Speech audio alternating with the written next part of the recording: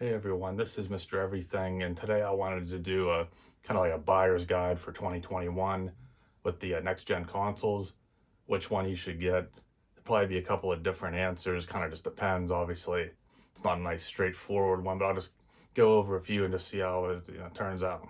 So obviously, first things first, you can tell that obviously both of them are very hard to come by right now, and for that reason, I'd say you pretty much just want to go with whatever one you can get. Unfortunately, I had to pay a little bit more, but I didn't pay too much. Like when you factor in what taxes would cost and everything else, I don't mind. I think I pay like just a little over 100 more than retail. A lot of them go for double or more, depending on the urgency, the need. So I think I did okay on it, and to me it was worth it. And I think the best thing is just to get both if you can afford it. There's probably some people that just want to stick with one, but to me, I've been doing it since like the seventh generation. I just get both. I usually don't get them both this early. I pick one. Then after a few years, when there's a new refresh or whatever, I'll get the smaller one or the Pro or whatever, and then I'll have one that's a little cheaper and newer, and I'll still have the original. But this time, I pretty much tried to get both of them right off the bat. So the short answer would pretty much just be to get whichever one you can come by if you're not going to be too picky about it. Otherwise, I'll just do some pros and cons on both of them. And you can probably see the pain and agony on my face because these are quite heavy here. I didn't expect them to be like this. It's like bigger than me, so it's a good size comparison. I'm not a small guy here. And these are pretty hefty. Like, if anything, I feel like I'm either Charlton Heston coming off Mount Sinai or Chris Jericho after he became the undisputed champion. Just this is like my YouTube fame right here, hopefully. But that's one thing definitely worth mentioning is the size. No matter which one you get, they're both kind of awkward. Obviously, the Xbox is a lot more compact, but since it's rectangular but square in dimensions, this way it really is hard to fit in an entertainment center, to where this is slimmer, but it's just overall so much larger that it's not very easy to fit anywhere either. Now, maybe for Black Friday, they might have some reserved consoles or something. I'm not sure. I tried last year with GameStop, because I think last year GameStop was one of the few places you could get it in store. Everyone else wanted you to stay at home and like order it online, which made it way too competitive compared to a local store. You're not going to be dealing with as much competition. And I decided to try like the night it was like Black Friday, but like very early in the morning, because I think they opened at maybe 6 or 7. So I just drove. I have two within like 10 miles, so I drove to both of them a few hours before they opened, and there was lines of people. And I think that said they were only guaranteed to have two of each console. So if there's more than 4 people, I mean, you know that obviously each one's waiting in line for that. They're not waiting in line for some toy or something. So I just gave up on that. But I'm not sure. I haven't paid attention to exactly the inventory this year because I have them now, so I'm not in the hunt anymore. But you could go with eBay, but they're really overpriced. Your best bet's like Facebook Marketplace, something local, where they're depends on where you're at. Like where I'm at, people don't have money. They don't want to give you money for anything. So you can get them, in my situation, fairly just a little bit markup above retail, which isn't too bad. But I think here in a moment I gotta put these down and I'll talk a little bit more in depth about them.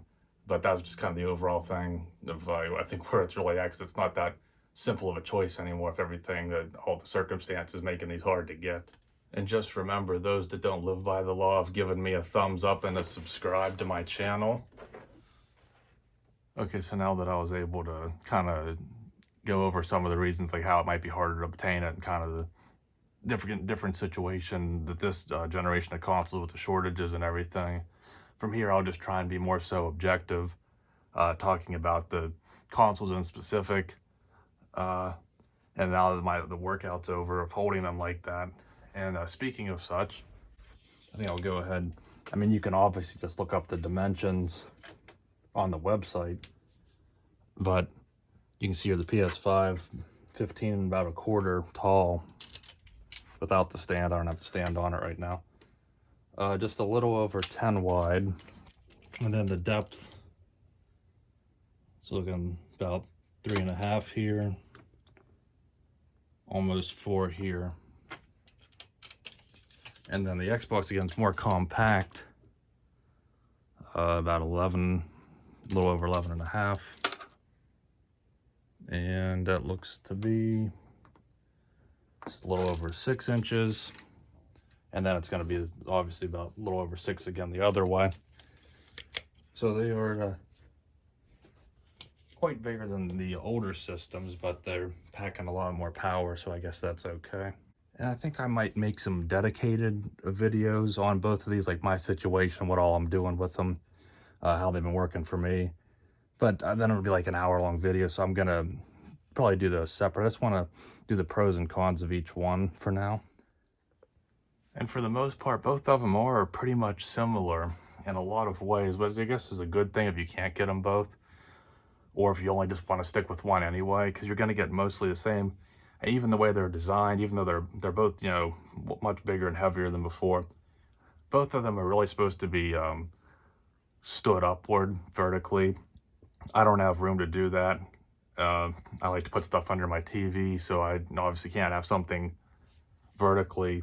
And then my entertainment stand, again, it won't accommodate anything vertically. It has to be horizontally. And even this takes up, because I'm used to having multiple devices, consoles on a shelf. So that either way, I have to keep them both like this. So that's one thing for me anyway. So you're really not going to get an advantage either way in terms of just on the entertainment stand. I definitely like the Xbox in black. I don't think this type would really look as good in white. The One X and the One S looked really good in white. The PS5, I could go either way. Doesn't really matter because since these panels come off, you can either color them yourselves or just buy a skin, or even you can buy third-party ones that are already a different color. Now, as far as the controllers go, you might have noticed I'm using the Elite controller. I've had this since 2017. It's still holding up really well. I haven't had any problems with this one. I use it with the Play and Charge kit, so it's rechargeable, wireless, modular. Take these off. I don't really care for the regular Xbox controllers. The one that comes with the Series X and S is much better than the old Xbox One controller, but the weight and the rubber grip and just all the modularity, I would still rather stick with this. That's one thing I like with the Xbox. Everything's just plug and play and backward compatible with the One X. I really don't know if you can use the DualShock with the PS5. I don't know why you'd want to. This is a much better controller, but you can see there's some things that it still didn't do like as good as the Xbox. Pretty much like a stock controller. I did add this scuff paddles to the back that are much better than the factory ones that come with this. But this, it was too slippery, so I had to mimic the grip on this with this controller. But this controller is actually bigger than the Xbox for a change. And to me, that's a welcome change because the DualShocks have always been too small for me. And the thumbstick placement to me doesn't make much of a difference. Either way, I'm used to it at this point. It doesn't bother me a bit. I like the clear, buttons. The touchpad's better this time around. You got a microphone built in. It's a USB-C. I did add this battery pack and these extended triggers. That's something I did with the DualShock. That's one thing where the Xbox controller is so much better, is you get excellent battery life. I mean, this brand new out of the box, I still don't think I was getting even 10 hours, maybe like 8. So this about doubles it. I might make a separate video just on more specifics on the mods I did on this controller. Very easy and cheap, but this is the best controller Sony's ever made, and I'm really happy with this. So either way, they're both bigger controllers. You can, more backward compatibility, more options with the Xbox. But with the DualShock, again, a few minor things maybe for you, but to me that was all I had, just those few little changes, and I enjoyed both of them equally. But one advantage is, though, you get the haptic triggers and all the vibrations in the Sony, which Xbox doesn't have haptic feedback, and I don't think any of their controllers, so I don't know if they'll ever add that, but right now that is a big advantage over this. It's not groundbreaking, but if you play a game that has it, it is nice, but I'm not sure if every game will do it or not, or if it were to kind of be a gimmick and die off like the touchpad was last gen. I really need to make sure I timestamp this video because there's just so much to talk about. You're gonna have to sit through a lot to find like the something I probably should have talked about earlier. Is these are both the disk drive versions. Obviously, all the Series X's are disk drive, and this is the disk PS5. I wanted the Series X. I had the Xbox One X, and to me, the S, it's an improvement, but it's not enough, so it just didn't make sense. So pay a little bit more and get this. You're gonna get a disk drive. PS5, I wanted a disk drive.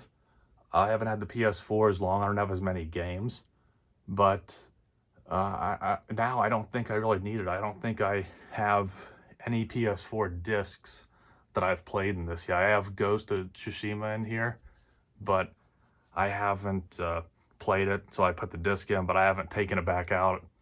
Actually, I want to get the PS5 upgrade. I just haven't had the urge to play it yet. So I probably could have lived without that disc drive and saved $100.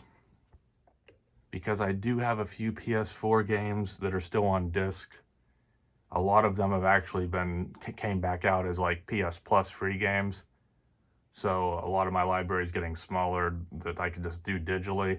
And at this point, I just buy digital. It's more convenient, especially with shipping. I mean, you pre-order a game, and I don't know if you can really know for sure if you're going to get it launch day, although I really don't do that. But still, it's nicer to preload a game if you did want to pre-order it and have it already downloaded and ready to go as soon as it's released.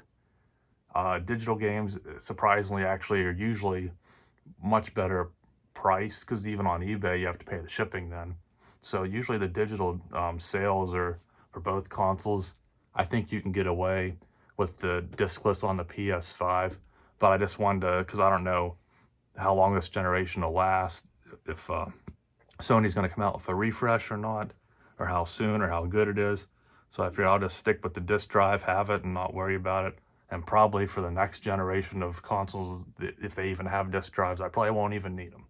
Connectivity is about the same. You get a USB, I guess it's probably 3.1, I should know, but that's something you can check in specs to know for sure.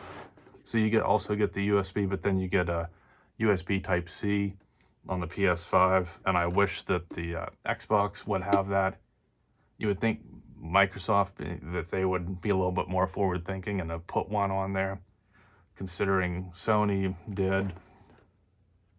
I mean, both are obviously electronic companies, but I think that was a little bit better.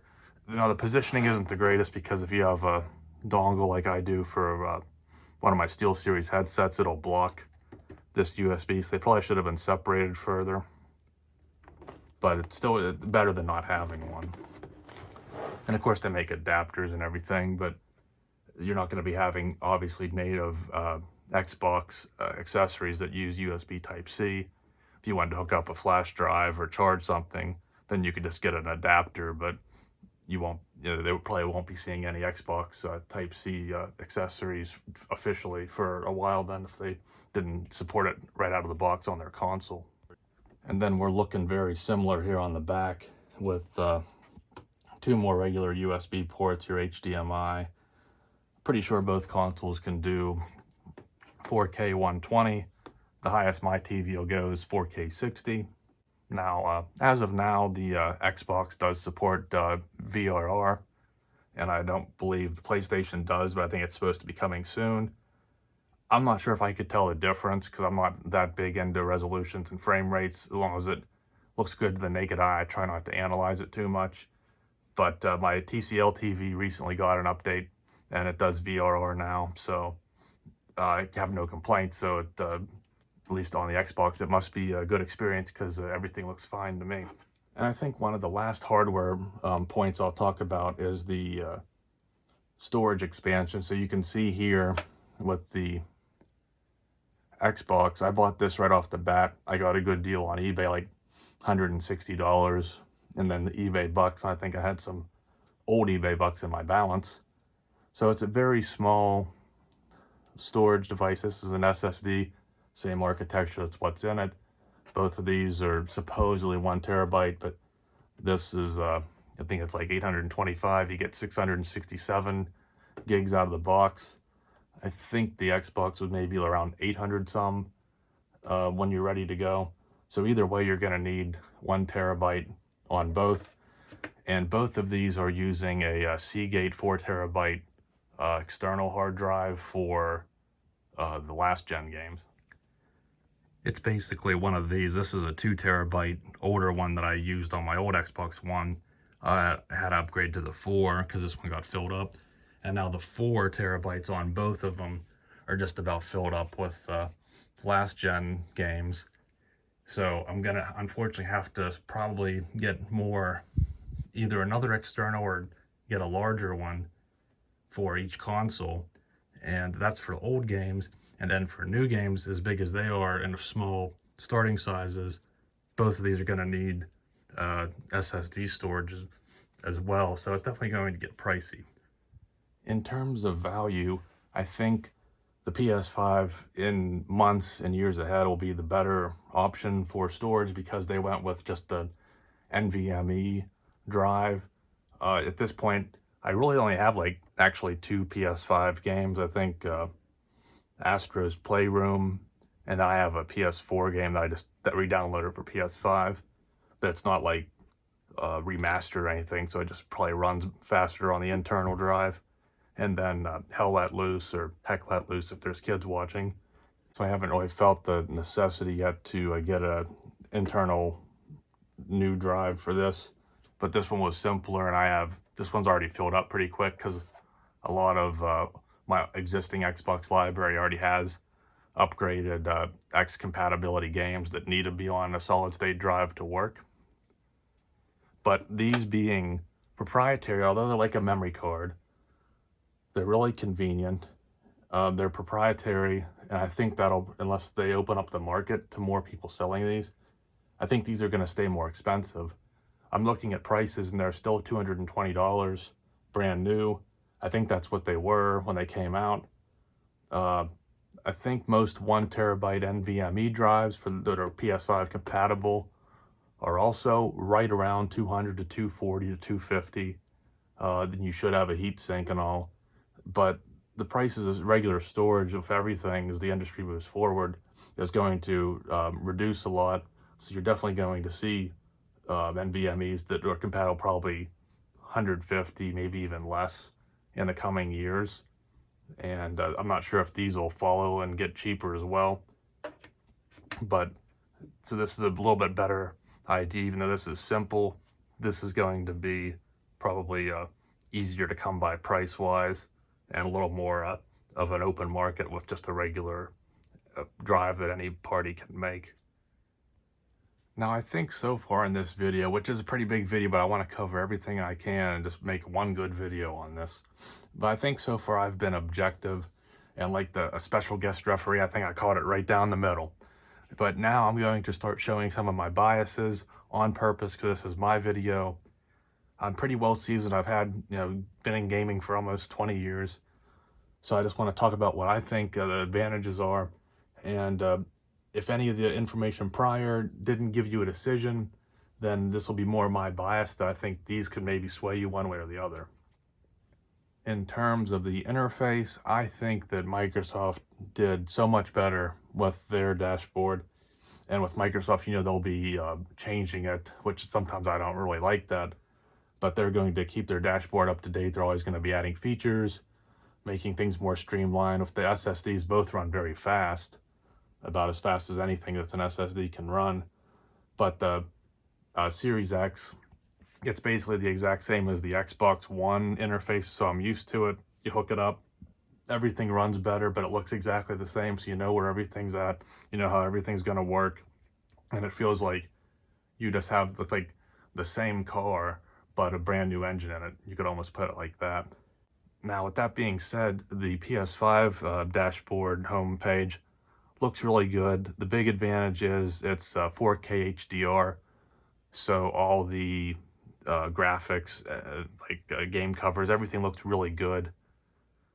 It does pop better than the Xbox does. And I think for the most part, it's even a big improvement over the PS4's home screen.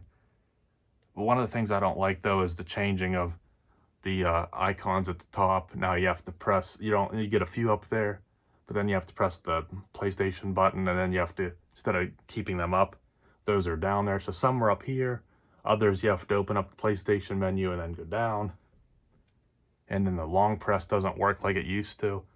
So those are nitpicks, but to me, I just feel like a little more at home and a little bit more feature rich with the Xbox over operating system over PlayStation. And whenever you do want an update, like we were saying with the VRR, and if there are any major dashboard or homepage changes, Sony always seems to be so slow at doing this stuff. It could be like years from now, like the PS4 had like a major update just I think a year or so ago. To where Microsoft, they're always putting out big updates. And again, sometimes that makes them too different and I don't like them, but they're always trying to improve it. And maybe that's just because of being more of a Windows, computer company. They're used to those frequent updates and really being able to change things. But one thing that Sony usually does stay consistent. So what they started the console generation with usually very similar to how they ended. It just maybe they might add some more features in. And definitely, probably at this point, the most controversial part of this video would be games. This is the most decisive. This is probably the most passionate. So I figured I'd put the more basic, the more just concrete things first. And now I'm going to get into something that's way more specific, way more biased. In terms of games, I don't think either. It's coming to the end of 2021, of 2022 on the way. There's going to be a good bit of games. Now you got, if you want a broken game like Madden, if you want, more microtransactions like 2K. I mean, sometimes they're good games, not always anymore. But you have next gen 2 years now, because you had the first year, but now you have another year they've had, so they really start to hone in on the quality. So both games have football, both games have basketball, both consoles have Call of Duty. So at this point, you have the major third-party next-gen versions of most games and franchises that you would want. But there's still a very limited amount of games beyond that, especially when it comes to first-party.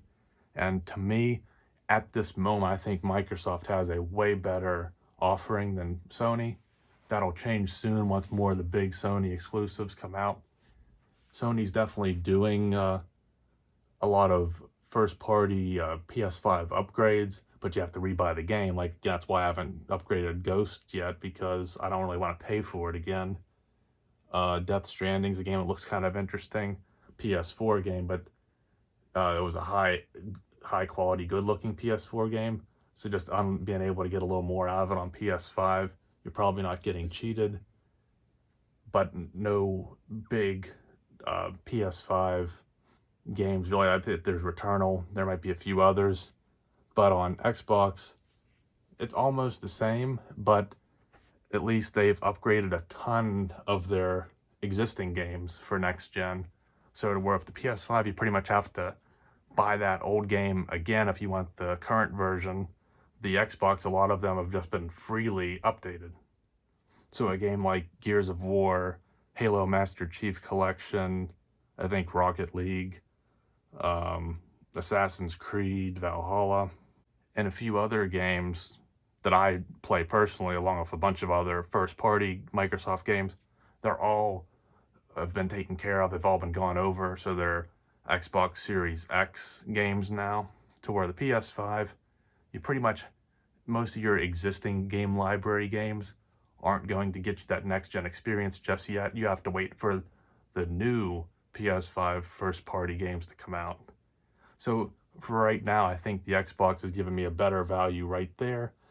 But the big waits for PS5 will be once Horizon Zero Dawn comes out. I think that game was worth getting the entire PS4 console, and I'm sure it's going to be the same thing with the PS5. So once a game like that comes out, once Gran Turismo 7 comes out, those games are going to be, next gen, nothing holding them back, the best that the PS5 can do this early on. And I think that'll really make the PS5 just as worthy of a competitor. And another benefit that I think goes to the Xbox is all the backwards compatibility. That's Xbox's greatest strength. And again, that's that streamlined, everything just kind of works concept they've been going for.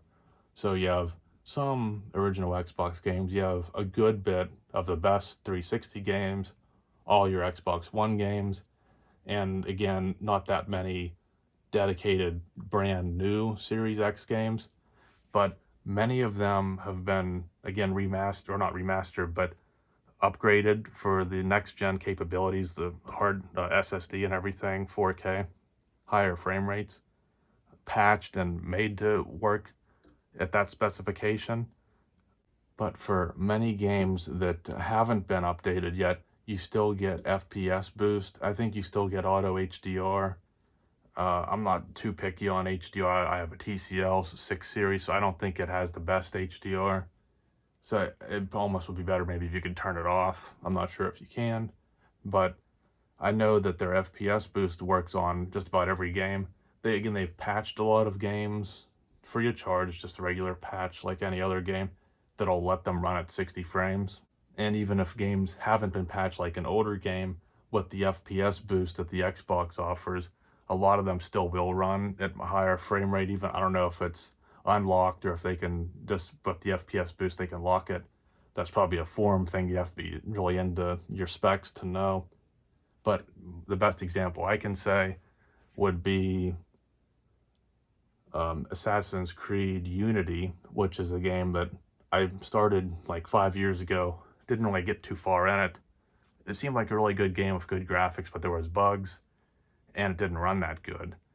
And I just revisited it and put several hours in it, and it runs like it should have back then. It's like a nice, because graphically it did so well, and now that it runs it, I'm not again a frame rate expert, so I'm not sure if it's a locked 60, but to me it runs very smooth. And all the old Assassin's Creed games were 30 FPS, so it gives you a next gen experience with an old game that hasn't even been patched. It's just the Xbox FPS boost that just is native with the Xbox Series X architecture. And for the PS5, the backwards compatibility is pretty much all PS4 games. There might be a few, but to me, every single one I have works fine.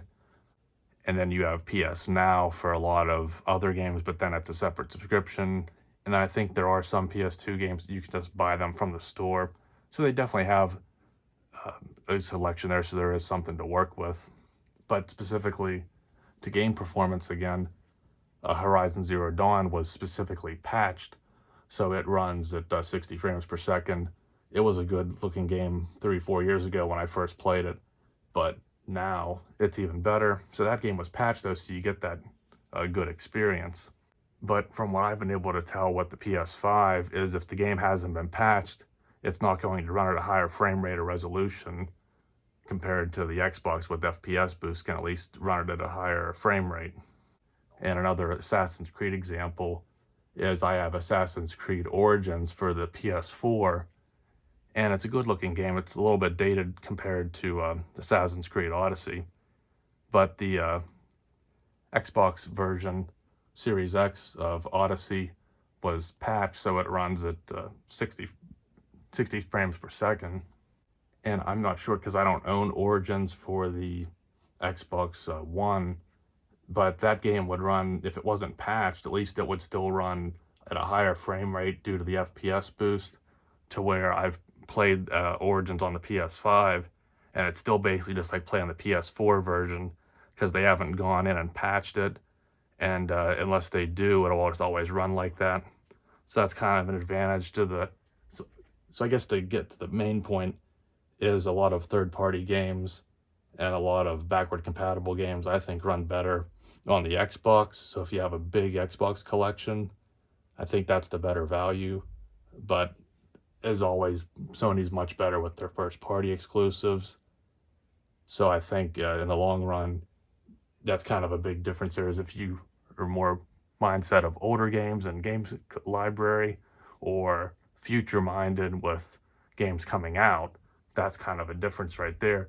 I'm sure a lot of the first-party PS5 games are going to be like pushing the hardware looking as good as anything, and be really well designed, great games. And then to my mind, it's more so that the Xbox is just going to take your existing great games and make them a little bit better. So I think it'll be interesting to see if anyone does, get this in depth with it. Would you agree, or do you think I'm just talking nonsense just in hopes of getting more ad revenue in this video? And speaking of money, the last point I think I'll talk about is just the overall value with the service. I've always thought PS Plus, back when there was just Xbox Live Gold, I always thought that PS Plus was really great because you got the free games and the discounts, and then they made it with the PS4, they changed things to where you had to have it to play online. So there was a little less value to it, but it was still good. But then with the games with gold, they kind of balanced out. But the turning point for me was the Xbox when they offered Game Pass Ultimate. I went straight into it. If I remember, I'll link a video on how you can get it very cheap. You buy years of subscription, up to 3 years of gold, and then when they have the offer for get a Game Pass for $1, it'll convert your existing gold to Game Pass. So that way you can get that more expensive premium subscription at a lower price. PlayStation, they have, I have PS Plus, but then they have PlayStation Now, which is kind of similar to Game Pass. And I don't have that because I don't really want to put that much money for just a big catalog of games, most of which I'll never play because I've hardly even gone through half of my existing backlog of games I own. And that goes the same with the Xbox as well, but at least I'm not really paying. I'm paying like an extra $1 for the way I was able to convert everything to Game Pass Ultimate. So I have access to that library. I have access to EA Play, which is also included for free with your Game Pass Ultimate subscription. And then you always get freebies like Spotify Premium, YouTube Premium. You get extended free trials that are part of your Gold Pass or Game Pass Ultimate subscription. So for me, I'm getting a lot of value with the Xbox, especially with the Game Pass Ultimate. I'm getting Xbox Live Gold. I'm getting all the Game Pass library. I'm getting EA Play, so access to all the crappy EA games. I'm getting discounts with gold, and a lot of the Xbox discounts are really good. But I've noticed now PlayStation, a lot of their PlayStation Plus discounts, it's usually obscure things like skins for anime games and stuff on, but a lot of times they do have good AAA games that are just as good, if not better, than Xbox, and on when they're PlayStation Plus sale. So both of them are good for discounted games, but I'm getting so much more value out of the Xbox for me for game access. So I might be coming off as an Xbox fanboy. I have had the Xbox One longer. I got that in 2014 to where 2017 for the PS4. So because of that, I have a few years ahead in my Xbox game library. So that's why I'm getting all that value, because a lot of the older games have been patched or upgraded to Xbox One X spec for free.